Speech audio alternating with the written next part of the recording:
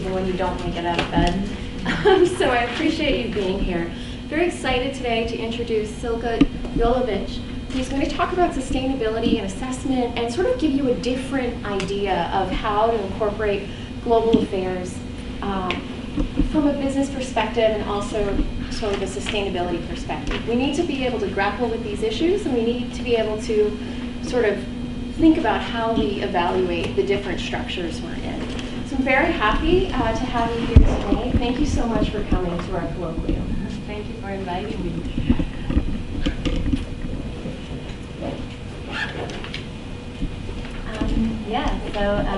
Thanks a lot for inviting me. I'm very happy to be here. I'm gonna talk to you today about how we're, as a sustainability rating agency, actually assessing how well companies do in promoting sustainability and integrating sustainability in their businesses. I'm an analyst at Research. We're a sustainability rating agency from Munich. I'm currently here for 6 weeks because we just opened a sales office here a few months back, and I'm basically supporting our salesperson here. So that's why I'm here for 6 weeks, and Sabrina, who's unfortunately not here right now, invited me to come and speak to you, so I'm glad I got this opportunity. So I'm going to tell you a little bit first about Research in general, like who are we, what are we doing, and then I really want to give you an impression of what our corporate rating looks like and what we're actually doing on a day-to-day basis. So I'm basically going to tell you what I'm doing every day. And then I'm going to tell you a little bit about, just very briefly, how this research we're doing actually translates into products we can sell to clients. So we are 90 people, of whom 60 are analysts. We have been here around for over 20 years, since 1993. We're completely independent, which is actually quite important because if you look at most financial rating agencies, they actually getting paid by the company they're rating. So the independence there is a little bit, to be questioned. So we're actually paid and commissioned by the investors who buy our research. We are located all around the world. We have our headquarters in Munich, but we have offices in Paris, London, and New York, and representations in a few other countries as well. So I'm just going to go briefly over what we're doing because I'm going to go into more detail on that in the second part of my presentation. But basically, we're covering mostly issues who are listed on stock markets. And we're covering over 6,200 issuers. And we have a very high, very high standards when it comes to quality. So that is really important for us.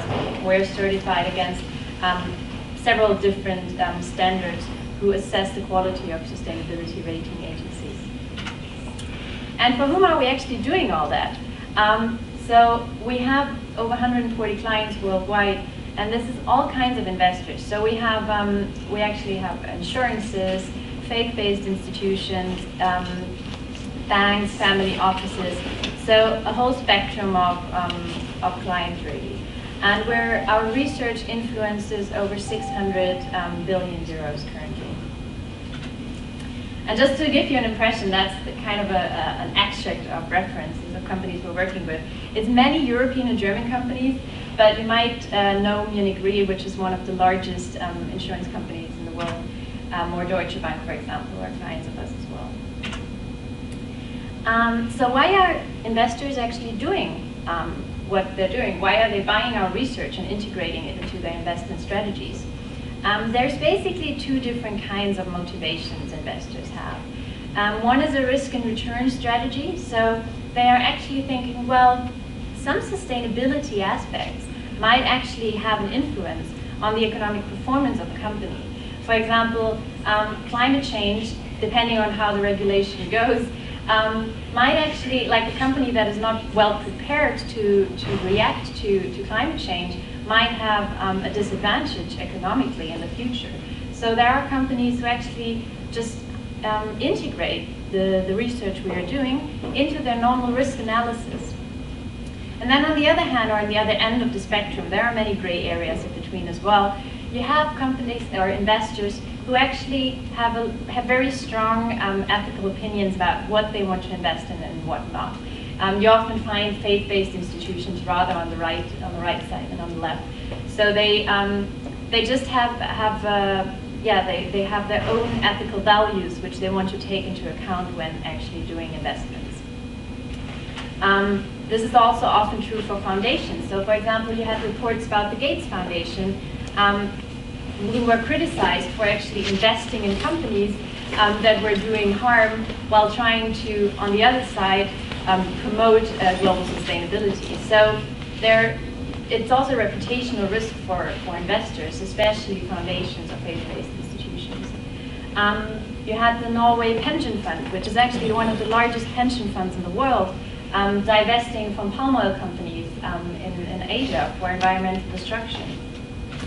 And there's the buzzword of decarbonization at the moment, where investors try to take their funds and money out of very carbon-intensive businesses and try to channel it into more sustainable businesses from a climate perspective, because they think that's the way to go forward. That's where the future lies, and that was also where the economic returns lie. So when I talk about the Ökom universe, what does this actually? What does that actually mean? It means the 3,800 companies that we cover with our research. And so this is actually the universe of companies that our clients can choose from to invest in and get our research on. I mean, they can also invest in companies we don't do research on, but that's the companies we cover. And it's basically most big indices, so all the big indices that are out there on the stock markets we cover. We also cover some smaller companies which might not be part of an indice, but which are per se sustainable. So renewable energy companies or waste management companies. So companies with an inherently sustainable business model. And we do a best-in-class rating. So we group these companies into over 50 different sectors, and then we compare these companies within their sector. So how well are they doing compared to their peers? And we do this based on over 100 indicators we use, part of which are general indicators, which are relevant in any sector, and some of the indicators are very sector specific and very tailored to the sustainability challenges in that specific industry. And we also do a controversy assessment. So on the one hand, you have this best in class where you actually assess how well is the company managing sustainability in their business. And then you actually screen, okay, so, but how much has the company been involved in any controversies? In what fields of business are they active? So are they producing weapons? Even if they do it sustainably, it might not be in the best interest of the investor to invest in that company. So that's basically the two pillars on which our rating rests. In addition, we also do a country rating. I'm not a big specialist on this, but if you have any questions, please feel free to ask and I'll answer them as good as I can. But it's basically the same structure, so it's also a best-in-class rating and a controversy assessment, and we rely a lot on internet, like databases from databanks from international organizations. So I'm not coming to the second part of my presentation, which is more about how are we actually doing the corporate rating.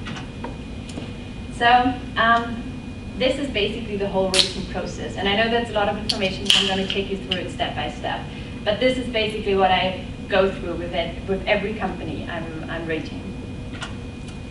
So when we start our rating process, we actually look at the rating criteria we're using, because that's the basis on which every rating rests. So we're looking at what indicators should we use to assess the sustainability of a company.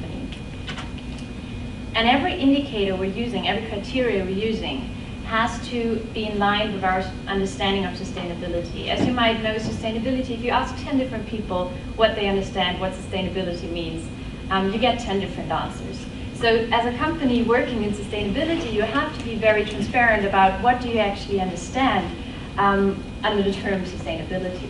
So we developed this understanding of sustainability with our scientific advisory board, and every indicator, every criterion we use has to fit into this understanding. When we're developing an indicator, we don't come up with it all ourselves. I mean, I'm responsible for the food and beverage companies, and I'm an agricultural economist, but even I don't know every sustainability issue in detail. So I have to read up as well. I have to educate myself constantly. So we're reading into scientific findings. I would talk with professors when I was developing the indicators I use. We also look into norms and indicators that are already there. So you might have heard about the Global Reporting Initiative, which is a standard which advises companies how they should report on sustainability. And in a more specific, similar way, the Carbon Disclosure Project has guidelines on how companies should report on their climate impact. So we can also draw from this information, and we can try to align our indicators along these lines as well, so companies actually know what are the material aspects they should report on. And then basically the research team, so that's me and my analyst colleagues, they think how these indicators should be structured. We have a pool of over 700 indicators. Of over 90% of them are sector specific. I'm going to go more into details what that means later. And then you select about 100 indicators which are relevant for the sector you're covering. So my food and beverage sector has over 180 companies, and I need to really put together a set of indicators and criteria I'm going to use which fits more or less all of these companies in my sector. So that can be quite a kind of a challenge, but that's why we go quite into detail and use quite a lot of indicators to really grasp all the different companies we cover. And our rating is structured basically along two lines.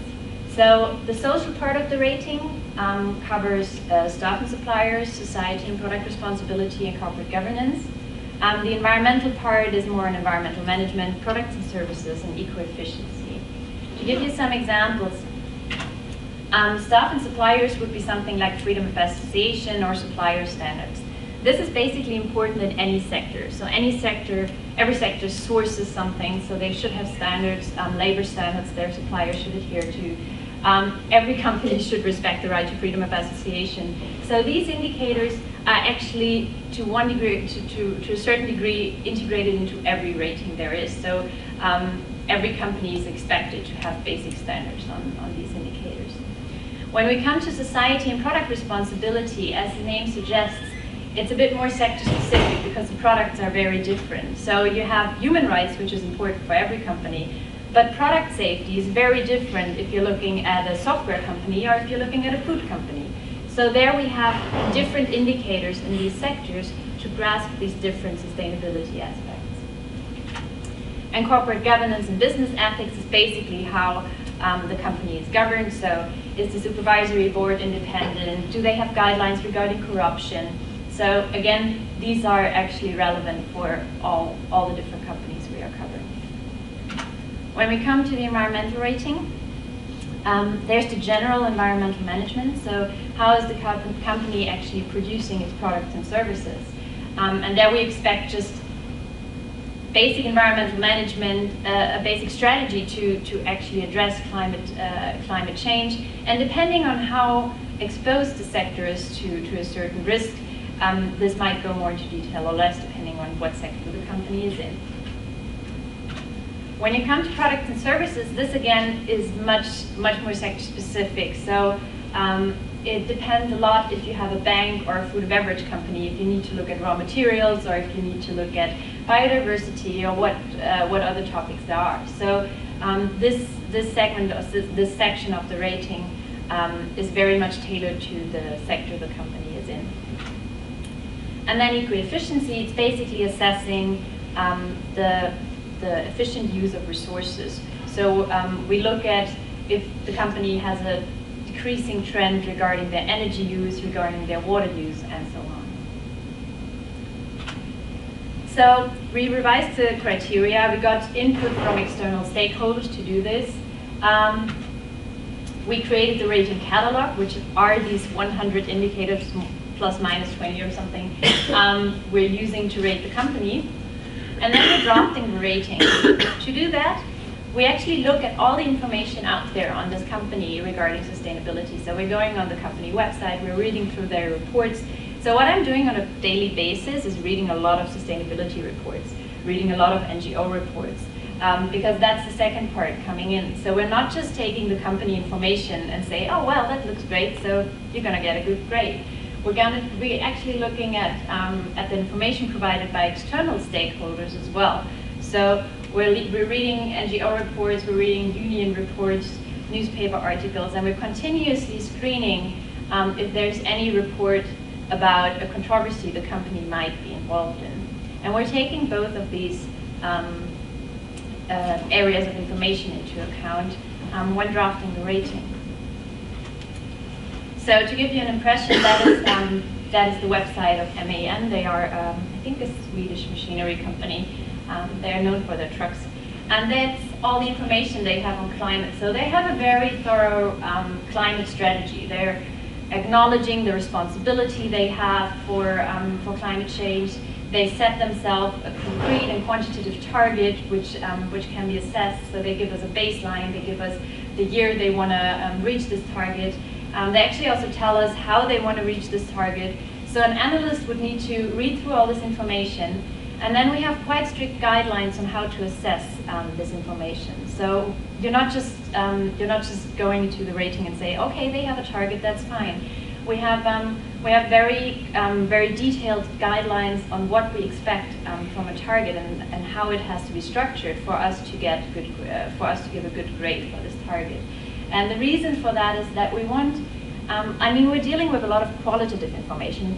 We have some quantitative information as well when looking at eco-efficiency or targets, but a lot of the information we assess is qualitative. So you need to make sure that two analysts who read the same information actually come to the same conclusion. And that's quite a challenge when dealing with qualitative information. So we have very detailed guidelines for every indicator, so that any analyst who works on that company, on that indicator, comes to the same conclusion if that's good or bad or mediocre what the company is doing. When we have drafted the rating, we actually send it to the company so the company can give feedback on it. That's really important because the companies don't always put all the information out there. So we're asking very specifically for some employee policies, which might not be on the website because, sometimes it's confidential, sometimes the company just doesn't consider it material. So they have the opportunity, not on all indicators, because for some indicators we actually request transparency and we want them to put it on the website. But for many indicators, we also expect that the company is actually providing us with additional information and giving us more background. So we review the feedback we got, and then we create the final rating. And this is what the first page looks like. A rating report has, I think, between 35 and 50 pages, so it's very detailed. But the first page already gives you a lot of information. So on the top, you actually see that's the logo a company gets when it is prime. So prime for us, it's an absolute prime level or prime threshold. So they need to reach a certain grade to be awarded the prime logo. And you see Procter & Gamble, they have a B-, which is quite good. Our grading is very strict. You will see that in a minute. Companies sometimes get a bit frustrated because they're used to AAAs in something.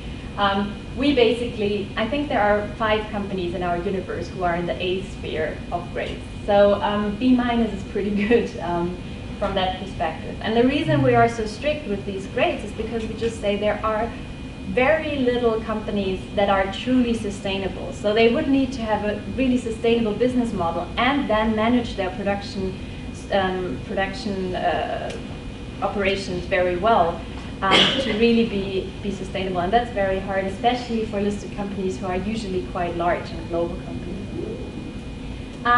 You can see here the rating history of the company. So the blue line, I'm not sure if you can see that from there, but the blue line actually gives an impression of how the grade has developed over the years.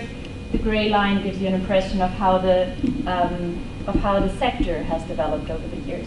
So you can see Procter & Gamble has basically been better than their sector for the past 5 years or so. And here you can see the distribution of grades. So it's fairly bell-shaped. And the blue line is the grade the Procter & Gamble is on. So you can see that most of the companies in the household and personal product sector are worse than Procter & Gamble. What you see here it gives you an impression how well the company does on the key issues in the sector. So we define 4 to 5 key issues where we think that the company or the sector needs to perform well to be considered sustainable.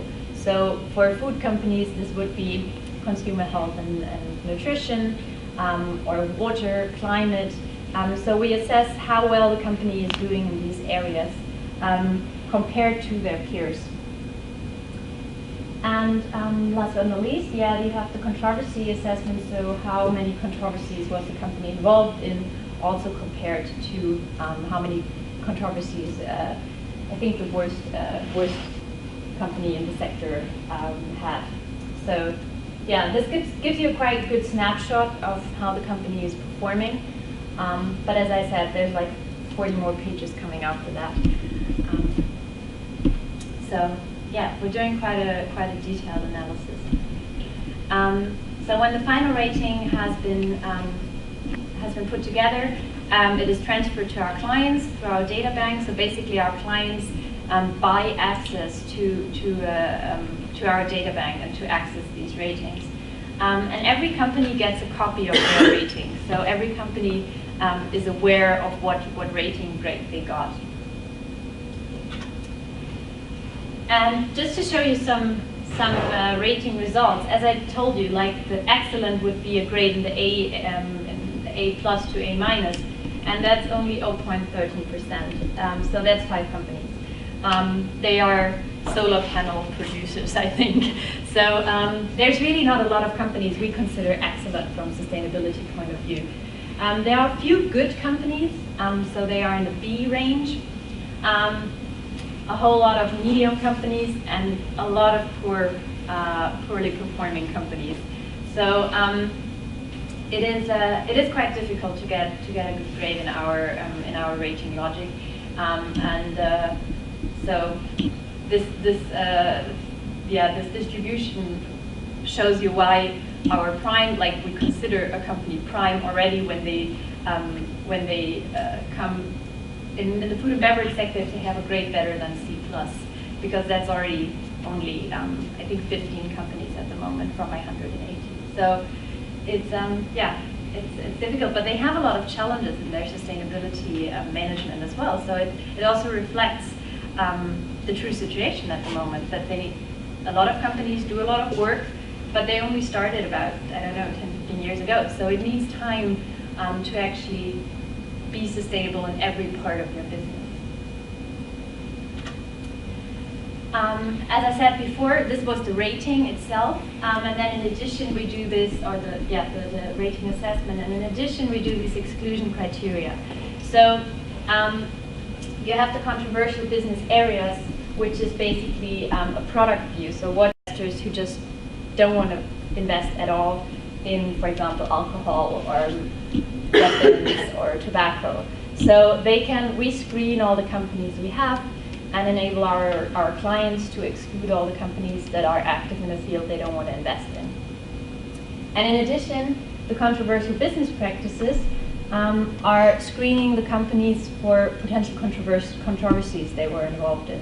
So were there any labor rights violations or any human rights violations in the company's operations or their supply chain? And we give that in quite a lot of detail. So the company the investor can decide if they just want to exclude labor rights violations in their own operations, or if they also want to exclude labor rights violations in the supply chain, if they just want to exclude forced labor and child labor, which are mostly considered the most severe forms of labor rights violations, or if they also want to exclude, I don't know, antitrust violations, for example. So the investor can really put together what kind of strategy they want to use when investing their money. The exclusion criteria are mostly used by our clients, and you can see we're a European company because military is right on top there. So 95% of our clients actually at least get the information on what companies are invested in on what companies are active in producing weapons. If they decide to exclude this company, that's their decision. We cannot influence that, obviously, but they at least get the information. And then labor rights violation, human rights violations. And if you look at the violation of labor rights per sector, as we expected, textiles and apparel actually have 25% of all the labor rights violations we have in our universe, followed by metals and mining, which was also to be expected. And just to give you an idea, that's, for example, what I had to deal with a few months ago. A new report came out on Nestle's labor rights violations in the high assurance supply chain. It was actually a report initiated by Nestle, so they cooperated with this NGO. So we took this into account as well. If a company is actually trying to be transparent about the challenges they face in their supply chain, we still assess this, and we still say, okay, you obviously got a problem in your supply chain management, but we also assess positively that the company was transparent about it, that they initiated countermeasures to actually resolve the problems. So yeah, we take both of these sides into account. But this is what I would be typically doing when I'm assessing a company. When such a report comes in, it actually gets priority and has to be implemented as soon as possible. So we produced all this research now. What are our clients actually doing with it? There's two, broadly speaking, there's two approaches. So you have these exclusion lists, which are based on, I don't want to be involved in weapons, I don't want to be involved in tobacco, and I don't want to be involved in human rights violations in my investment portfolio. So they get, these clients get a list of companies which fit their exclusion criteria. And then on the other hand, you have this best in class list. So the company or our investors, our clients might say, okay, we're okay with investing in, let's say, a mining company, but we want it to be among the best 30% of the mining companies. So they just want to invest in the best of this sector. You can also, there's a gray area between. You can still mix these two strategies as well. So this is, broadly speaking, two different strategies. There are a few more. So when you look at SRI investment in general, what I just said, the exclusion list is more like avoid the worst. So you try to hedge against what you consider the worst areas or business practices to be involved in. Best in class is more an invest in the best strategy. Then you have an integration approach. This is what I told you earlier about companies or investors who want to take into account sustainability for financial reasons. So they have their mathematical formulas and actually integrate the research we are doing into their risk assessments, and don't have a strict sustainability view on their investments, but they're integrating it into their financial rationale.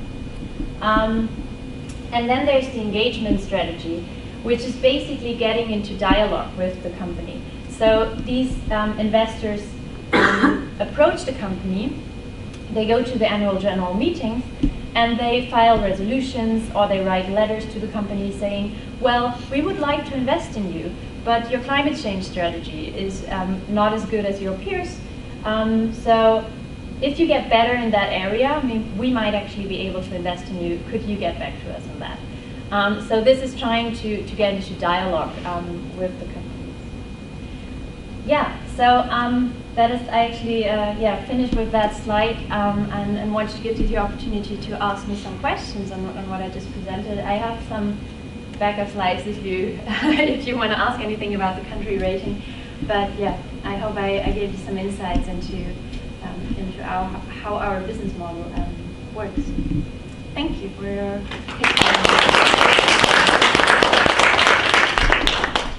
Yeah, sure. I'm just wondering, so are your clients mostly individuals that are wanting to invest in companies, or are they other corporations that are looking to invest in other companies? It's different. Like it's mostly, I would say, it's not one individual person, but it would be, but it could be like a family office, for example. So a wealthy family who decides they want to invest sustainably, but it's also big corporations like insurances or banks using our research in all of their investments or in some of their investments. Yeah. I would like to know what kind of softwares you are using when you are conducting qualitative or quantitative analysis. Yeah, we actually have a software tailored to our needs. So we have an IT department which actually developed the software further. I can show you. Can I have an overview of the slides? Give you a glimpse into. Oh no, that's wrong.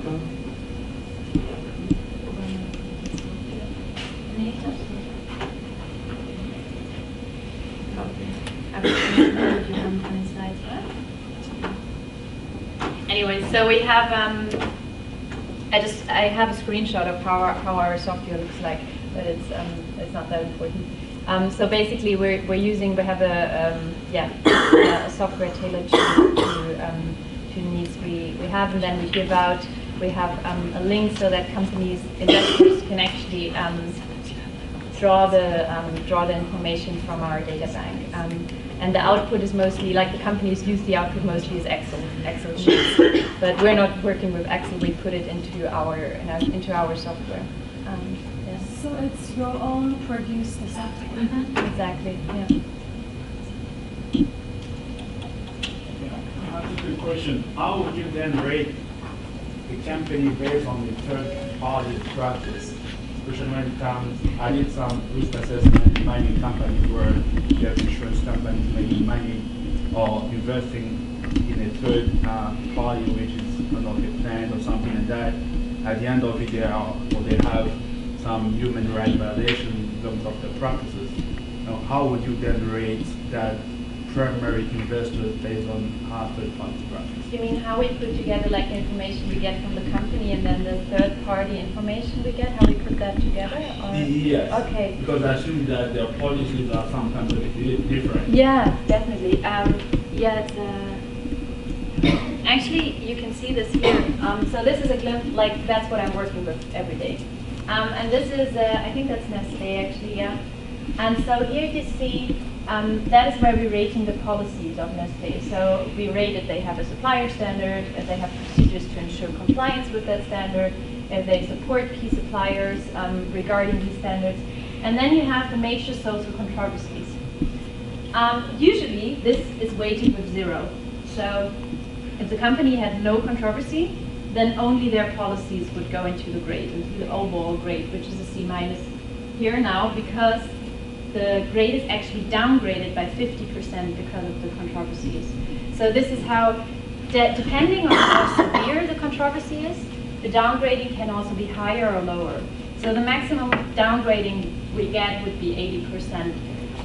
So you take the grades of these 3 indicators, and then they are actually only weighted 20%, and the controversy is weighted 80%, and downgrades the whole section. If it was a less severe controversy, it might only be weighted with 20%. So we have quite defined rules how to assess the severity of a controversy. So not every human rights controversy might be the same. It depends how many people are affected, how severely they were affected, and so on. And depending on this, on how severe the controversy is, the policies of the company get downgraded more or less. But basically what we display in the rating are the policies of the company. So we're stating, okay, Nestle has a good supplier standard, but see, they also have these controversies. So the overall grade is worse. Does that answer your question? Yes. In Okay. fact, the reason I'm asking that because I know some countries, for instance, have that policy of subcontractors. Mhm. You have Nestle working that the national policy to impose them to have subcontractors in specific fields, such as transport. Mhm. And if that subcontractor is not effective in the work and end up by dumping some of their things in water and like Yeah. that, would you then connect it to the company? Definitely, yeah. I mean, we need, the problem often, especially with food and beverage companies, is to get this information to really be able to connect the company to some misconduct. But if we have this information, if it's clear for us that the subcontractor was really contracted by Nestle, then we would assess it as a supply chain controversy. And there are a lot of initiatives currently. For example, H&M, they publish their supplier list on their website. So this makes it much easier for us to find out if a supplier we get a report on actually has really been supplying H&M. Because NGOs often, they are like, okay, this and that happened at this supplier. They supplied H&M, Zara, and so on. But we need to be sure that actually this factory supplied the company we're rating and so on. So sometimes we also phone up, like sometimes I just call an NGO and I'm like, okay, do you have any proof that they supplied, or how is that relationship? So yeah, we're trying to be very clear about that because it has quite a large impact. So yeah, it's especially for large corporations, and investors are getting increasingly sensitive when it comes to these controversies. So, sure.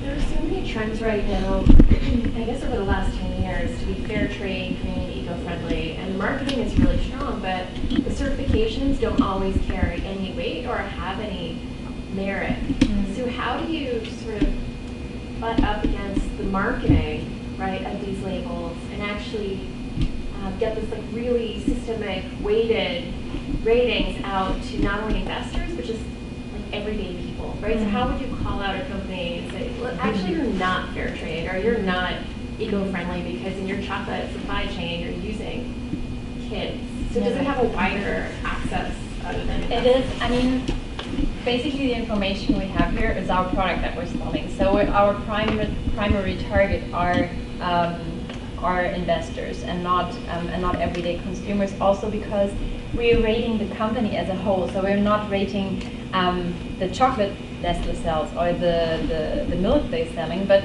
we rate the company as a whole. So it's a bit difficult to really make the link from Nestle's rating in general to a certain product. But yeah, I mean, what we do with certifications, we look very closely into the certification, into the credibility, and if there was any criticism around the certification. And then we assess it to different levels. So for example, organic, it's a government, the government has oversight over this certification. It's a very well-known standard. It's not perfect, and we expect companies to go beyond organic to a certain degree to be really sustainable. But it is a good indication if a company has a high level, like Whole Foods has a high level of organic products, compared to their peers, they are still very well off. So not many supermarkets carry that many organic products. But yeah, we take into account this criticism as well, and especially, for example, for palm oil, it's a big topic. You might know the roundtable on sustainable palm oil, which is a certification, or they do certifications of palm oil. And there are still a lot of controversies surrounding RSPO certified palm oil. So constantly there are reports about guidelines not being followed. So we would take into account the level of certification the company has with the RSPO, but then we would also again balance it against these controversies. So that's basically how we deal with these certifications. We assess how good we would judge the quality of the certification, and then we also balance it against potential controversies that might have occurred despite the certification. Yeah. Well, thanks for the presentation.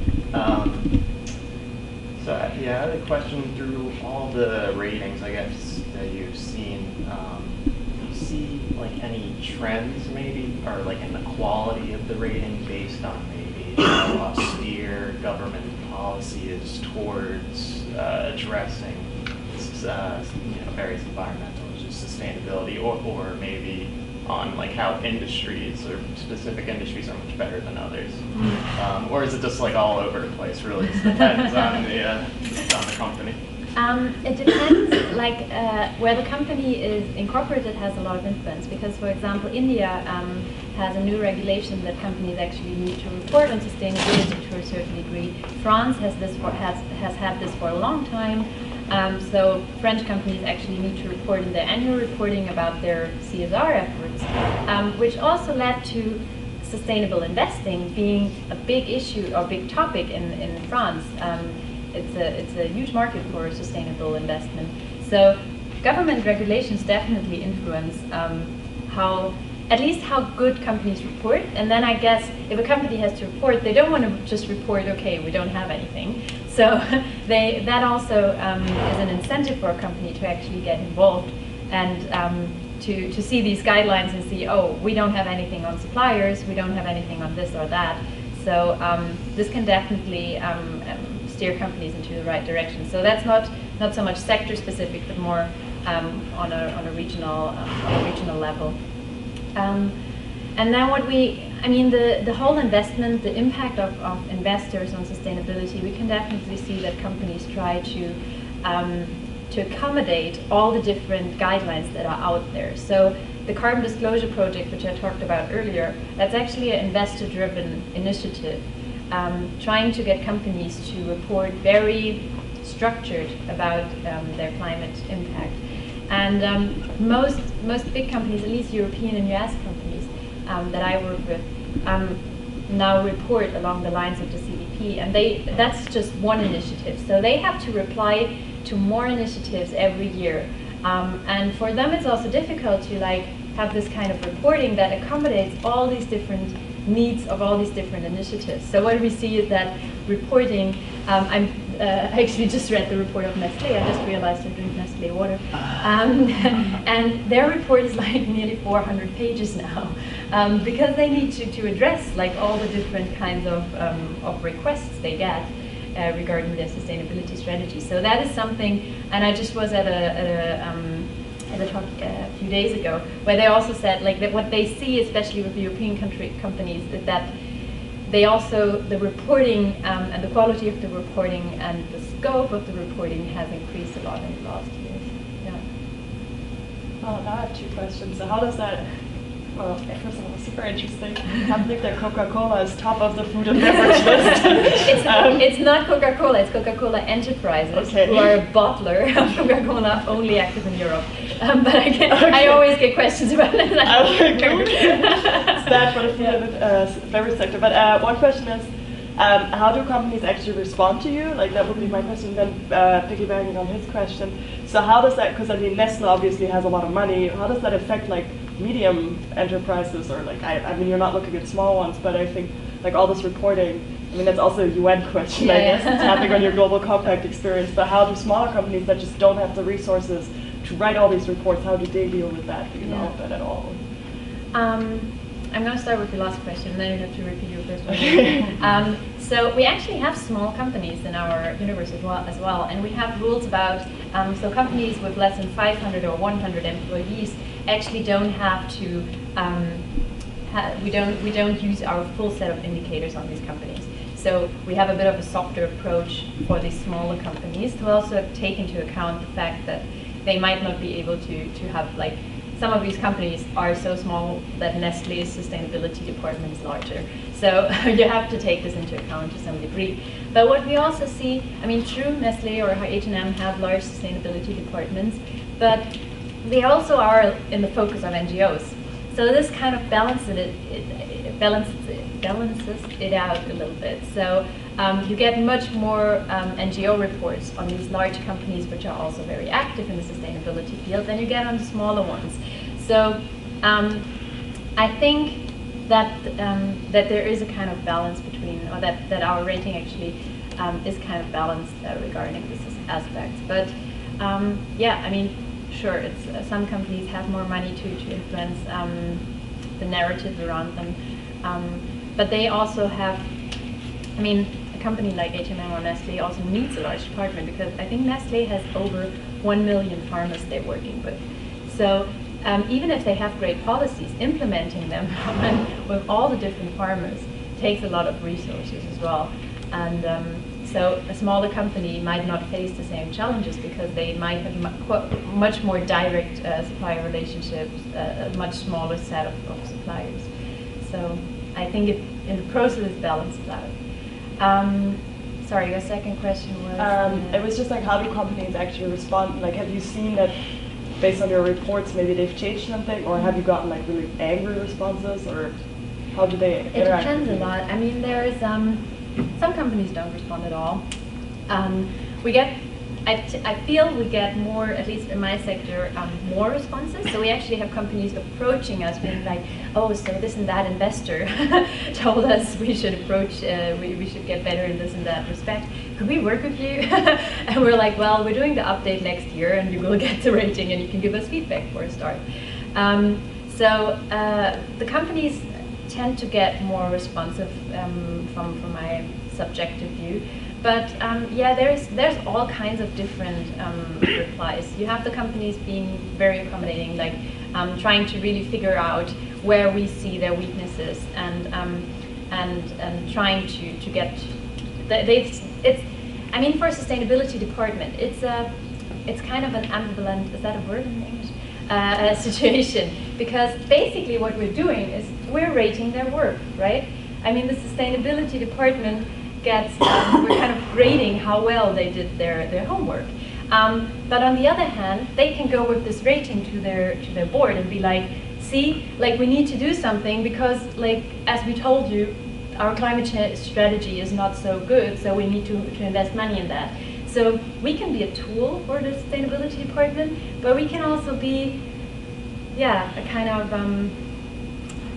yeah, not so welcome influence sometimes. So it depends very much, I guess, on what the company has done and how they expect to be seen, rated them.